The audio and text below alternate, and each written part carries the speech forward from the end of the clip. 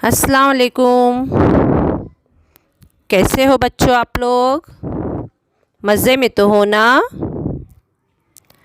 अच्छा बच्चों, आज हम उर्दू की नज़्म पढ़ेंगे जिसका नाम है रिम झिम। तो आओ बच्चों, सुनो और मेरे साथ दोहराओ।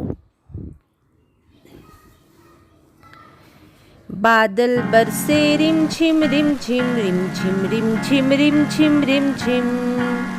मटकी बाजे टिम टिम टिम टिम टिम टिम टिम टिम टिम टिम टिम टिम। झरना बोले किल किल किल किल किल किल किल किल किल किल किल किल। तारा चमके झिलमिल झिलमिल झिलमिल झिलमिल झिलमिल झिलमिल। बादल बरसे रिम झिम मटकी बाजे टिम टिम टिम टिम। झरना बोले किल किल किल किल, तारे चमके झिलमिल झिलमिल। वो का घर काम।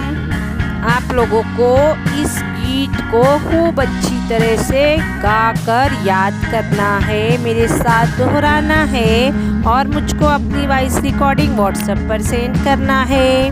ठीक है बच्चों?